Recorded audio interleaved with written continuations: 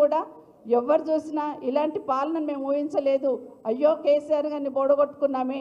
ఇప్పుడు ఇంతకుముందు ఆ తమ్ముడు మాట్లాడుతూ చెప్పినాడు, గురుకులాలు పెట్టినప్పుడు ముస్లిం మైనార్టీకి సంబంధించిన గురుకులాలు పెట్టినప్పుడు కేసీఆర్ గారు ఏం మాట్లాడారంటే ఏకే ఖాన్ గారిని అక్కడ ఇన్ఛార్జ్ పెట్టున్నారు. ఒక్క మాట చెప్పారు, జనరల్గా ముస్లిం సోదరులు ఆడబిడ్డల్ని చదివించరు, కానీ గురుకులాలలో అమ్మాయిల కోసం ప్రత్యేకంగా గురుకులం ఏర్పాటు చేయండి, మీ అమ్మాయిలు బాగా చదువుకుంటేనే మీ దాంట్లో వ్యవస్థలో మార్పు వస్తుందని గట్టిగా చెప్పి నమ్మించి ఈరోజు గురుకులాలు ఏర్పాటు చేస్తున్నారు.